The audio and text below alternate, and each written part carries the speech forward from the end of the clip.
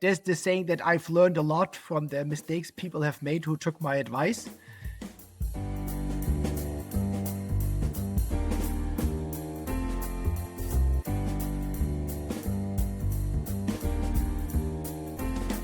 Welcome to Our Hen House. I'm Jasmin Singer.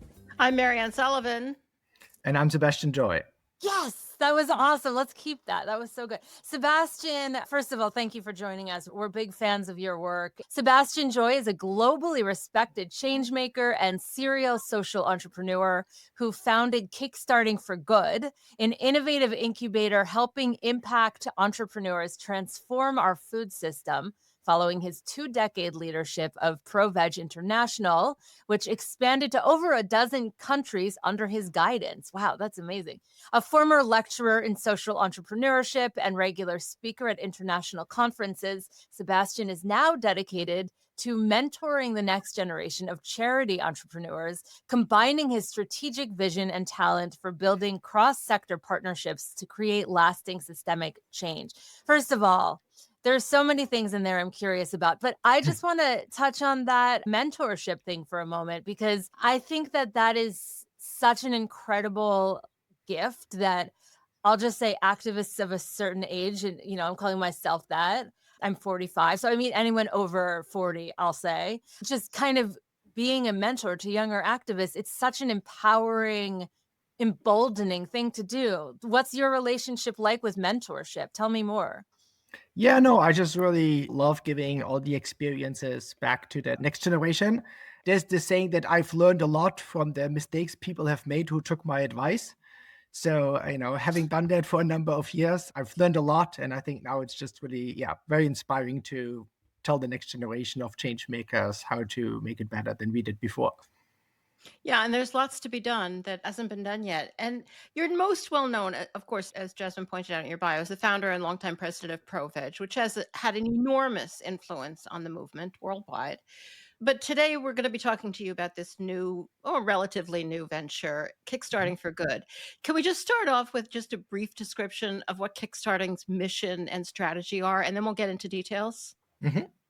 Yeah, so Kickstarting for Good is the world's first incubation and acceleration program that helps impact entrepreneurs start new nonprofits or impact initiatives working to transform the global food system. So that's basically to reduce and replace the numbers of animals that are being eaten. We've actually had at ProVeg International, the ProVeg incubator, for about 7 years, and that has been a for-profit incubation program. So we've helped incubate over 100 startups, typical all-protein startups that have raised collectively over $500 million so far. But Wow. then we also recognize that there's much need for more nonprofits and other what we call impact initiatives to basically complete the ecosystem as a whole. Because, as we've seen before, companies like Impossible or Beyond Meat or whatever, as important as they alone don't suffice to create a more plant-based world. I mean, that number was astonishing. How much did you say? 500? What did you? 500 million. I mean, that's basically an investment capital that they have raised. Yes. Yeah, that's just phenomenal. I feel like a few years ago, we really did think, and the Good Food Institute has based its philosophy on the idea that we did just have to come up with the meat substitutes. But what you're saying is that either you've always thought there needed to be more, or as the movement has grown and developed, you've seen this new opening that it's not just making the food, something more is needed. And of course, disparities have always been there, but you want them to get bigger and better. Yes, exactly. I think I think the pendulum has swung both ways in the last 20 years. Obviously, the movement started off as, being very much charity driven. I started off as PETA and other animal charities that were pushing the envelope. And then maybe like 10 years ago, there was more hype around alternative proteins. We all remember when Beyond Meat had their big IPO, which was the biggest in history. And everybody was thinking, oh my God, that's going to be the solution. And it's actually often the case in social movements that it's often started by nonprofits and then the for-profit companies take over. It's like if you think about, electric vehicles, initially it was only the idealists who pushed for electric vehicles, but then it became a much bigger industry. And now probably nonprofits are not that important anymore when it comes to popularizing electric vehicles. So I think a lot of people thought also in the vegan movement that would be the case. But given that a lot of the old proteins companies have been struggling in the last few years, they actually also have been pointing out it's probably not enough to only have these companies. We need Yeah. more initiatives that drive up consumer demand, that are, raising awareness, that are influencing policymakers to make the necessary changes and all of that. So that's basically what we have been doing. Can you tell us your thoughts on what you called the three pillars of successful nonprofits and how they work together? Yeah, like what we say at Kickstarting for Good, our philosophy is basically what we call that we build these triangles, and they usually consist of having a very impactful idea, identifying great talent to actually implement those ideas, and then connecting them with the necessary funders to basically get started and really make the initiative a success. Hmm. Yeah, I really love it was pointed out, I guess, on your website that talking about the three pillars being idea, funding, and talent. And it said if you can gather two out of the three, the third will follow. And at first I didn't understand. I was like, well, which Yeah. two? And then it occurred to me that it's any two. Like if you can Yes, come up with two, you can get the third one. exactly. Yes. So tell us more about the successes. Tell us about some of Kickstarting success stories and Yes. maybe some you have high hopes for. Well, obviously, we've just discussed that we're going to meet at the AVA Summit, Yeah. at the big conference. So that's something that we have launched a little over 2 years ago. So obviously, I've been going to the US Animal Rights Conference for quite a while, but, people have been, getting increasingly unhappy with it. And then, also when COVID hit, the event ceases to exist. And lots of people have said, oh my God, it would be great to have such a conference again. And at the same time, I was thinking it would also be good to have like even a global event series, because obviously the Animal Rights Conference in the US was always very focused on North America. So, I basically spoke with a former employee of ProVeg who I was still in contact with, like Julia Reinhold, who's now leading the AVA Summit, and basically spoke to her because she had already organized events for ProVeg before, but then she took a job in the corporate world, but she wanted to come back to the movement. So I basically had a few conversations with her and convinced her that would be a great opportunity to actually launch this new event series that we had conceptualized also together with Michael Weberman, who has been involved in the Animal Rights Conference before. We also did like a survey amongst, I think, over 100 stakeholders within the movement, like what kind of conference they envision.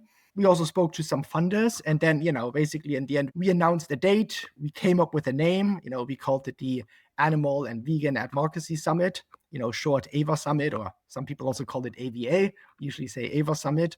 And yeah, and then in the beginning, it wasn't really clear how many people would actually come, but, we pulled some strings and we were able to convince Peter Singer to give the keynote address, which got, more and more people excited. And yeah, the first event was already quite successful. We still had a significant financial loss in the very first year, but still people really liked the event. So it actually has been grown ever since. And now they actually have expanded to Latin America. So they had an event in Brazil. They had several events in Asia. They are going to have one in actually Africa for the first year. And they even, now playing with the idea to have another one in Europe. So basically within, less than 2.5 years, that event series has grown to, I think, roughly 2,000 global participants from 50 Wow. different countries. I think the revenue is at over $2 million per year now. So yeah, it has been actually, very successful, and, people really love it. And, people obviously in the movement like it. And it's kind of like, it has become the place to be. And yeah, we are very happy about how that all unfolded. Yeah, I'm really excited about the AVA conference, and sadly, I'm not going to be there. So I don't know why I'm excited, but Jasmine's going to be there, and Yeah. lots of people are going to be there, and I'm going to hear all about Mhm. it, as is everybody, because Jasmine will be reporting on it to our audience. And I had no idea it was that big. I mean, the whole conglomeration of conferences that it encompasses was that big. It is very exciting because I think it's so important for people to meet each other. I think it was a really Mhm. important part of my becoming an activist that I was able to go to those early animal rights. As flawed as they may have been, they really meant a lot to me. I'll never forget the first time I went to one, and you're in this huge room, or huge stadium it was at the time, and everybody there gets it. There's just nothing like that for animal activists, I think, in particular, to feel that you have, found your people. But of course, that is one of the projects of Kickstarting for Good. But I mean, there's a whole host of other things and on Mhm. many continents. So I know it's a big question, but can you just pick out a few and tell us a few other projects that you have been helping people with? Yes. I mean, maybe I can also share a few from the earlier stages when we got started, like with ProVeg, because that's actually what set me on this trajectory where I really realized that, maybe that's something that I'm meant to be.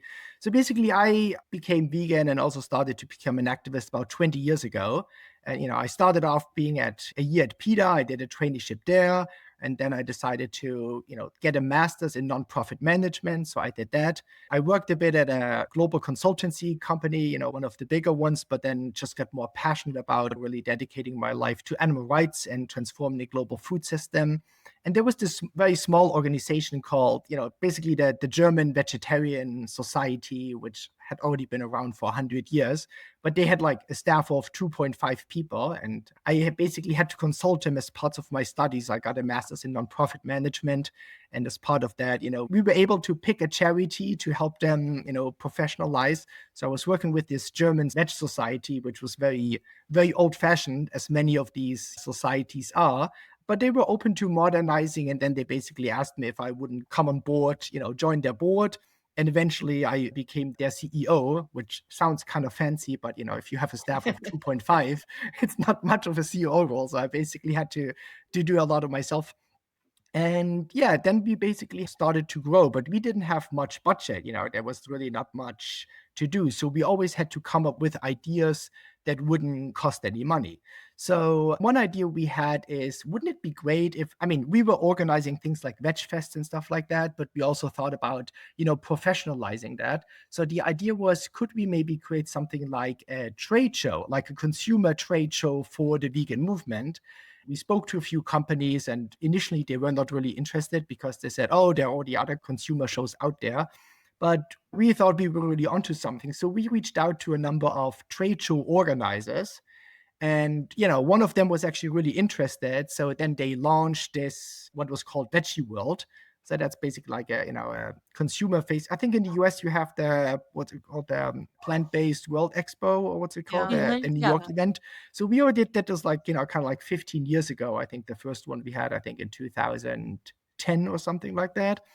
And yeah, lo and behold, we got tons of media. I mean, the first one was really tiny. I think we had 20 companies, which is ridiculously small for a trade show. But we got, there was some controversies around it, and then the national media showed up. And anyway, so we have been growing ever since. And then eventually that event series grew up to 19 locations. So literally we had in London, in Paris, in Warsaw, even several events in China. So that has become quite a global powerhouse. I mean, obviously with COVID, it had to downsize again. So that was a bit unfortunate, but it became like really, really like a very powerful event here. So somewhat similar with the AVA Summit, but more on a consumer and more of a product Right. featuring perspective, but there were also stages. And we actually, as an organization, we didn't have to put in any money because, we also didn't have any money, but it, grew into this really big powerhouse. So that's actually, I think, when I started to realize, hey, maybe that's an interesting way to actually create change in society.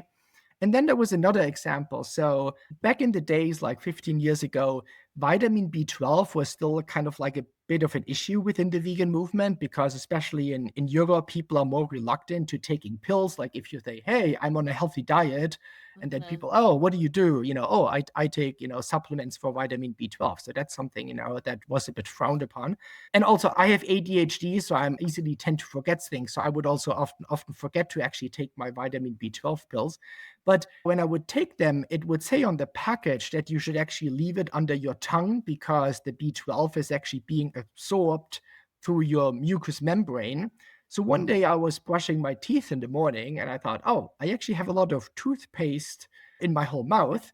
And I thought about, oh, I probably need to take my B12 pills soon. So then I had the idea, hey, what about if we put actually vitamin B12 in toothpaste? Then I wouldn't have to remember taking my pills. And, This usually is people, such a good idea. Oh my yeah, so God. so that was an idea, and so I shared that idea with a number of people who said that that's a crazy idea. Like, why would that work? Like, if that would work, many others people would have done it. But anyway, I did some more research, and more and more information emerged that this actually could work. So again, similar like what we had done with that trade show. event, we reached out to a number of toothpaste companies and were like, we were a tiny organization back then, but they did not necessarily know that. And basically making a case why this is like the next big thing to actually fortify toothpaste with vitamin B12. And lo and behold, again, we got a couple of companies reaching out to us, quite interested. And then actually we developed a toothpaste with vitamin B12. Again, like we didn't have to put in any money because we also didn't have any money, but we were able to make it happen. Actually, interestingly, obviously, we also wanted to do a study to show if the toothpaste actually works, but it's quite expensive to run a study with all the tests, like a really clinical study. And usually when you have people participate in the studies, people get paid to participate in a study.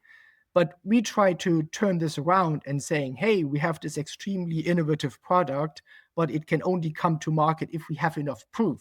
So we actually found several hundred vegans who were willing to actually pay their own kind of like lab testing Hmm. to participate in the study. And only with that, we were actually able to get the study off the ground. And there were several peer-reviewed papers who were published in journals and showing actually that the toothpaste works. And that's then, led to the success that it has. And it's been selling in Europe ever since. That's amazing. I need to get that too, by the way. Okay, so let's imagine that I Yeah. have an amazing idea that will change the world. Yes. I want to know what your best advice is about how that idea can attract funding. And let me just tell you that I want to create pockets for women's clothes that all you have to do, like the pocket has like fabric glue on it. So you don't have to know how to sew because I don't know how to sew. Okay. And it just comes in a pack of 2 pockets and you just put it on the clothes and bam, you have pockets. I know it's a terrible idea, but let's pretend it's a good idea. Well, this is actually really funny because I mean, my wife Melanie, she always complains why women clothes don't come with pockets. Exactly, and so So I try to go out of my way to only get things with pockets, but I was shopping at the Goodwill the other day, and, like, there was a cute cobalt blue dress. I look very good in cobalt. I'm just telling all of our listeners and viewers, it's my color, and no pockets. So I was thinking, what if it was, like, cute patterns? You pop it on. By the way, small little shout out to the Pockets Project, which is a very small boutique clothing company. So let's say I have an amazing idea that's gonna change the world. Yeah, but it's a charitable yeah. idea. It's not a business. All right, okay. We can talk later about that. Yeah, Okay, yeah. okay, okay. Happy to give What it. is your best advice about how that idea can attract funding? By the way, you could put brochures in the pockets, Marianne. You could put like "Say No to Veal" brochures in the pockets. It's activism. And so, what about someone who's listening to this who actually has a good idea? But an idea for a charity. They're hearing right now about Kickstarter for Good. It's helping charities get going. I have an amazing idea for a charity. How do I hook up with them, or what is it that they can tell me? And I think you actually have an upcoming program for people. Yes, exactly. So basically, the reason we have created Kickstarting for Good is to make it easier for people to create new impactful charities or other kind of initiatives. So we have an incubation program. We have it once a year. It goes for about 15 weeks. And we basically help people to really, refine the idea, to maybe develop what we call a minimal viable product, to develop like a pitch towards funders or other stakeholders that they want to engage in. Obviously, a lot is about vetting the ideas because, I always say I have lots of ideas and many people have lots of ideas, but usually 99% of the ideas that we have are not really worthwhile pursuing. So a lot is actually also about identifying what makes a really good idea that makes it really worthwhile and it actually should receive the funding that it needs to come into fruition. And what would be an example of the kind of, I mean, in the Kickstarting program, Mhm, the kind of, or one that's already happened, or one that you've heard mhm, about that you're intrigued by that might be coming up, but that mhm, somebody has this new idea for a new charitable endeavor and really doesn't know how to get started, but thinks yeah. it's a great idea. What would be an example of something that you would look at and say, yeah, that is a pretty good idea? One that's happened that Mhm. you have funded, or one that you are hoping you will fund? Yeah, I mean, there are a number of examples, initiatives that we have launched. One is what's called the Farm Adaptation Network. So that's basically people who want to help farmers transition to move away from animal agriculture to plant-based products.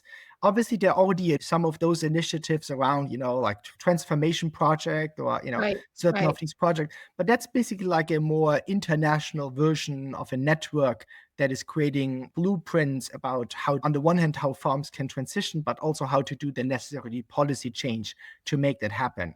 So that's, for example, one of the examples. Another one is what we had in our first cohort. It's Reporters for Animals International, and they have been founded by two people who have been doing a lot of, animal investigations, like, for example, like undercover investigations, who are going into CAFOs, taking pictures and leaking them to the media, working with nonprofits. And they recognize that there are several hundred of these, investigative journalists all over the world, these, animal investigators, but they don't really have a support network. So when it comes to, oh, how do you get the best media attention, or how do you find, customers in terms of, nonprofits who want to pay you to do that kind of work, or how do you attract the best funding? What's the best technical equipment you're using? Sometimes, these people, they go at night, they need night vision goggles, they need security cameras or whatever. So they basically created like this network that is now supporting these, investigative journalists all over the world. They have an event series because obviously it's a very special need. Like, for example, these people, if they go to the AVA Summit, it's not really fulfilling their needs because, there's not that many topics that literally talk about investigations on factory farms. So that's, for example, like I this love support that network. idea. Mhm. That makes so much sense. And these are people who do such hard things, and it's such isolating work. The idea of networking them in any way. I mean, not just to improve the value of their product, but to keep them sane. It seems very vital. I'm interested too in the farming transition. That was listed as one of your Mhm. goal areas. And I feel like from what I've heard, the ones that have been started have ended up being very, very prohibitively expensive, or at least some of Yes. them have. Is there anybody working on some way to helping farmers transition that can actually scale and isn't going to be just a matter of investing, money that probably won't be available forever in helping individual farmers? I don't know exactly what my question is, but I think it's such an important, vital part of this movement. And from what I've heard, it's really, really difficult. Yes, that's definitely true. And I think as a lot of the examples that have done before, it's more like, often on a very small scale. It's not necessarily financially sustainable. Like, I don't know if people say that they had a farm and they turned it into a farm sanctuary that is now, living off donations, that's not something that we can scale on a global level. So yeah, Yeah. so one idea of the Farm Adaptation Network is also to work with policymakers because, we recognize usually people are very fond of farmers, governments put a lot of subsidies into supporting farmers. And there are some examples, like especially in Europe, where governments have stepped in. For example, if farmers wanted to transition from conventional agriculture to organic agriculture, because they recognize, hey, this needs to be subsidized. So we are quite hopeful that we are able to, work with governments to support the transition from farmers from animal farms to plant-based farms. Like, for example, the Danish government, they recently launched this plant-based action plan where they had dedicated, I think at this point it's 100 million euros or dollars that they want to dedicate to, help society shift towards becoming more plant-based. And a significant part of that is dedicated to go to farmers. So yes, it's very much about finding out how exactly we can make it economical, viable, and what exactly would be the models, like, which farmers should be transitioning from what kind of animal farms to what kind of plant-based farming. Yeah, that just seems so powerful. I love to hear about Yes. that. I mean, right now, as you may have heard, we're a little concerned about our governmental involvement in anything here in this country. But I Yes. had heard something about that Danish program, and especially since Danish has such a powerful pig industry, I Mhm. love to hear that that sort of thing is happening and that there actually is support for those transitions because it is the kind of thing that just needs governmental support. That's a big project.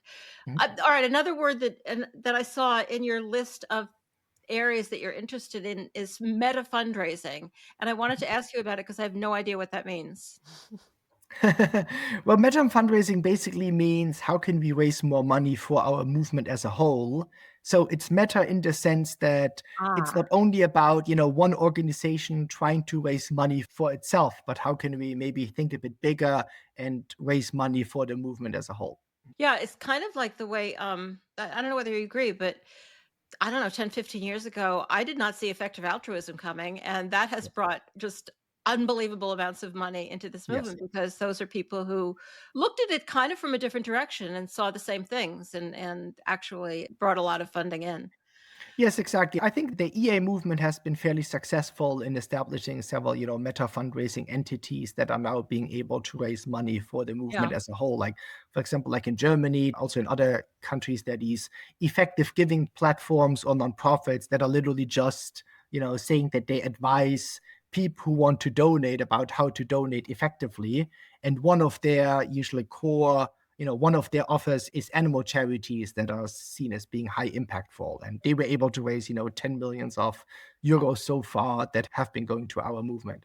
We've been talking to people about artificial intelligence, but the conversations have been, we haven't gotten into it deeply. And conversations have been kind of like fears of it, the many harms that could occur to animals, and also how it's kind of animals are being overlooked Mhm. in, worrying about AI intelligence. It's like, hello, Mhm. there's other intelligent beings here. But the way you put it down as one of your goals is that artificial intelligence has potential to be improving advocacy. How do you see the future there? Yeah, so we actually incubated two AI nonprofits. So in the first year, like 2023, we incubated Open Paws. It's an organization founded by Sam Tucker, and he's now helping a lot of other charities to implement, how to utilize AI to just become more effective. Like, I don't know, doing some automated outreach or helping nonprofits to integrate AI into their work stream so that they can, do the work that they're doing in a more impactful and cost-effective way.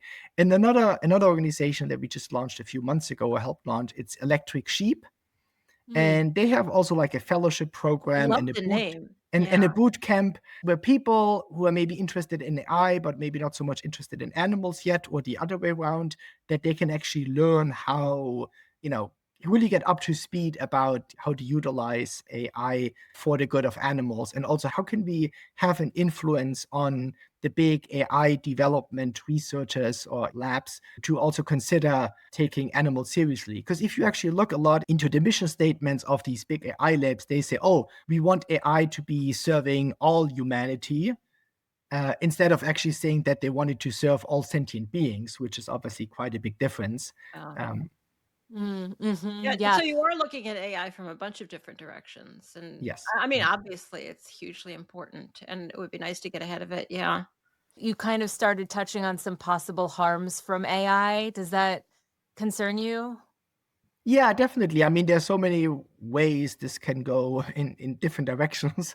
And I think, yes, I guess, whether it's just people with lots of powers, the incumbent or meat industry, just utilizing it to, basically further their own agenda, or automating certain systems that are not really helping animals. So there are many ways this can go, quite badly for our cause. But obviously, there's also lots of great opportunities. So I think Yeah. it's really important that we really stay ahead of this recent development. I mean, some people like say that's, similar to when the internet was invented or social media became popular. I think it has been, proven quite important for our movement to be on top of these things and really, be out there and communicate about our cause. And I think AI is no different Absolutely. in that sense. And what about social media? Because speaking in terms of like communicating effectively or, really seizing a trend, seizing an opportunity to help animals, social media is certainly, it could be something that we do terribly wrong, or it could be something that can change the world. What are your thoughts on social media and how we can use it to help Now animals? that we have leaped into the future and are on YouTube, Uh, Yeah, welcome to a little late, 2011. but we're trying. We're trying. So what else? Who else is trying? No, I think that's a very good point. And actually, one idea that we are exploring for this year is like a conference series and a training academy for content creator, like basically people who are using social media professionally, because there are, as we know, thousands and thousands of vegan and plant-based content creators and social media influencers out there, but often they're not really connected. Often they're not really, they might maybe be using approaches that are actually creating more harm than good, because that's often Mhm. how the algorithm works. And so I think the idea is to create a training academy for existing and aspiring content creators, just that they become more impactful, better Yeah. connected, that they support each other. And this could, become maybe similar to the AVA Summit, like a global event series that's active in many parts of the world, because obviously social media is a global phenomenon. So I think, if we can basically increase our effectiveness in that area, I think that could be widely important. And I think actually we have lost a lot of ground. I mean, I remember, I think when social media became popular, I think a lot of vegan activists and advocates were extremely successful, but it seems that the pendulum has swung a bit back, and it's a bit more like the, people who are maybe more pushing keto diet or carnivore diets or all of that. I think they have actually gained a lot of ground. So I think it's really important for us as a movement to, get back into the game and start winning again in that arena. Do you follow the Korean vegan on social? No, not direct. No. You Okay. got to do that's your homework. Okay. I don't either. Is she the best? Yeah, just amazing. Mariann and I sort of struggle, but not really, with the fact that we're not foodies at all. Like, we frequently talk about the fact that Our Hen House is not like, it's not a vegan podcast. Sure, of course we're vegan. Our guests are vegan, but it's an animal activism Mhm. podcast. And I think that on socials, like 90, I'm making Mhm. up this stat completely, but 98% of the influencers in this space are talking about food. Good. And obviously, food is what people first associate with veganism when you talk about veganism. They're not necessarily thinking about the reason why. I mean, you just brought up keto and paleo and whatnot. And, that's tough. I mean, I don't expect you to have the answer to this, Sebastian, but Mhm. how do you move beyond food and advocate for animals using social media in a way that isn't just giving people trauma from showing horrible videos? I don't know if you have any thoughts on that. And I know I'm once again going a little off topic, but it's your fault because you Well, made me think of it.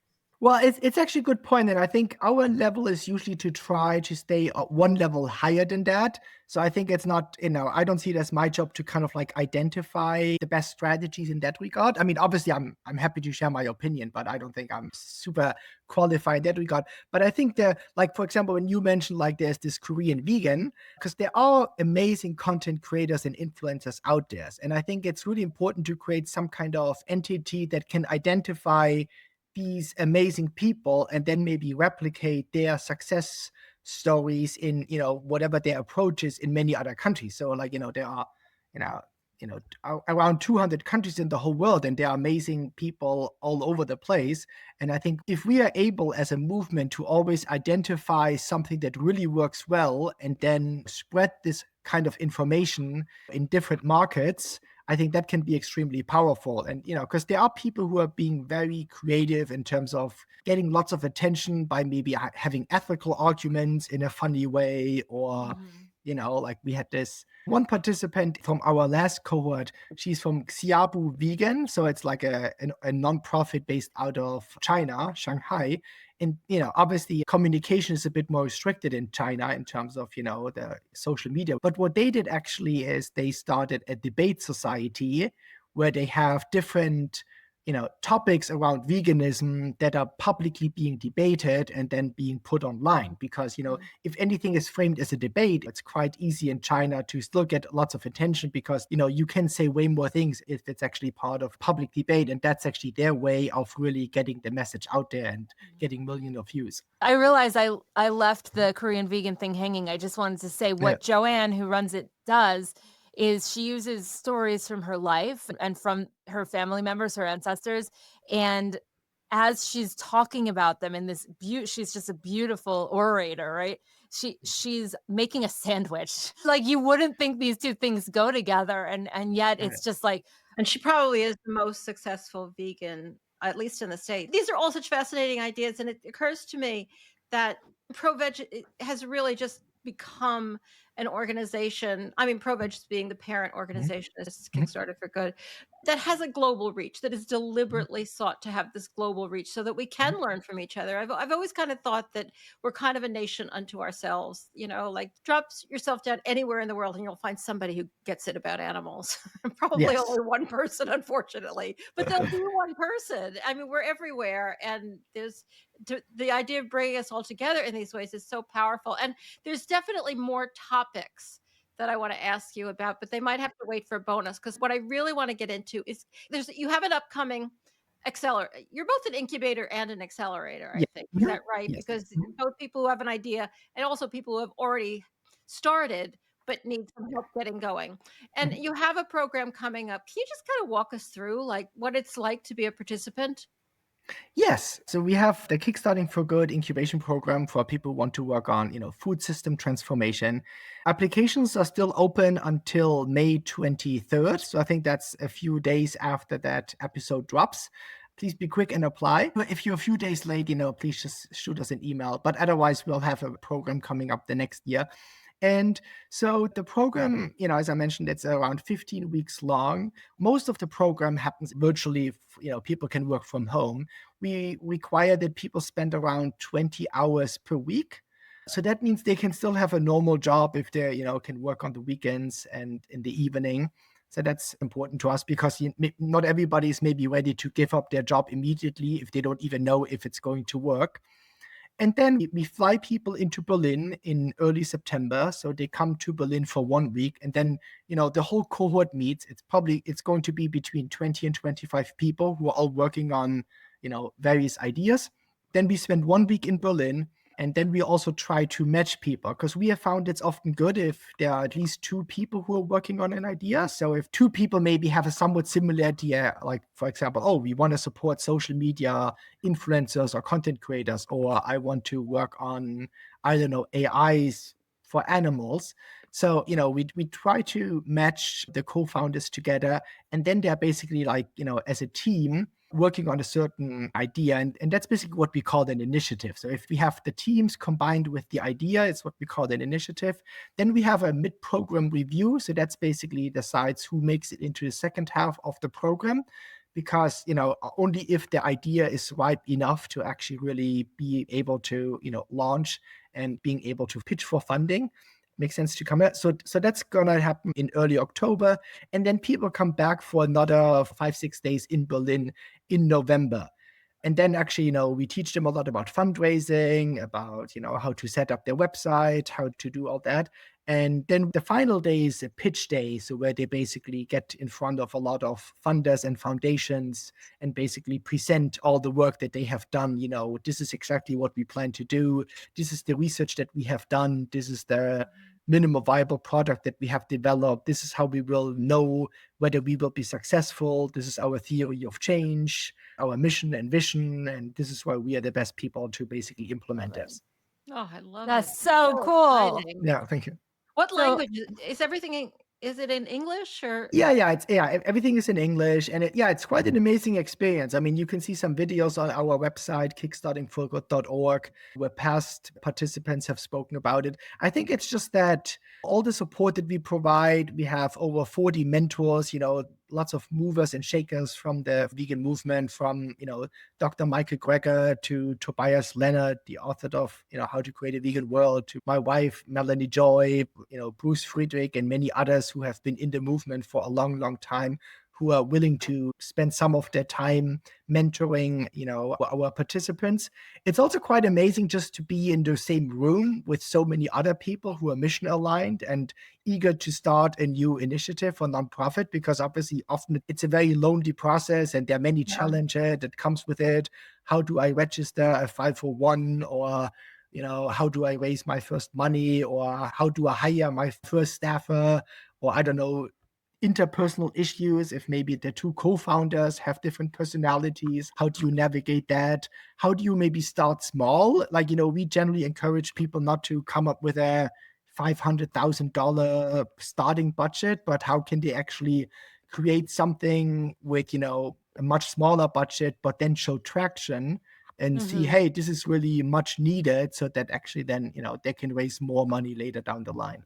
That is great. It's so much great strategy. And I just love the idea of the people getting together. There's so much creating that synergy is so powerful. And I mean, this may be obvious to people, but I think we should say, I mean, these trips to Berlin are funded. Yes, exactly. So we have provided stipend. Yeah, we cover the flight costs and hotel accommodation. So people don't have to pay anything in that regard. So Sebastian, are you the reason that the food in Berlin is so good? Well, I try to do my share, but I think we have a lot of amazing vegan activists for many decades in Berlin who have really helped make that. It is excellent, excellent food. I was in Berlin a few years ago. It was just on a different level. And I am going to go to Berlin for my 50th, which is in 4.5 years. I'm Oh, saving nice. up. I have like $100 saved up so far. So Okay. I'm well on my way, but I'm very excited because I've only Well, done you a can apply at Kickstarting for good, and then maybe we pay your ticket and accommodation Okay. to come. That's perfect. That's a win-win. I've only ever had a layover in Berlin. And as Marianne knows, because we were on our way to Basel, there was a keychain at the airport in Berlin that said Jasmin, and it was spelled the way I spell it, which has no E. And Yes. it's extremely unusual to spell it with no E here. Yeah. But apparently that's how you spell it in Germany. And Yes. so I just want to go back to, I mean, food is fine, but I want to get more of those keychains, basically. Shockingly, I don't actually remember this. It didn't Okay. have as much of an impact on me. I had our friend Lydia, who was actually having a layover in Berlin, and I asked her to go look around the airport. She texted me from the airport. She's like, I don't see it. Oh, well, anyway. So Sebastian, can you please reiterate for our listeners and our viewers how people can find you online and support your efforts? Yes, our website is kickstartingforgood.org. So, very, very easy. And I'm also quite active on LinkedIn. So if people want to find me, Sebastian Joy, I'm always happy to connect on LinkedIn there as well. We have obviously also have a LinkedIn channel with Kickstarting for Good, where we keep people updated. We have a newsletter where we, always talk about our alumni, what's coming up, and how much success they've had, how much money they have raised, and how to get engaged with the community as a whole. Wonderful. Well, this is super inspiring. I love the energy that you bring to everything you do. And I also really appreciate how much you're just planting seeds everywhere, because you're giving all of these people their own handfuls of seeds, and then they're planting a billion seeds. And it's very cool. It's super cool to be chatting with you, Sebastian. Thank you so much for joining us today on our hen house. Of course. Thank you so much for being here. And everyone, thanks to you for joining us today. And remember to subscribe on YouTube if you're watching us on YouTube.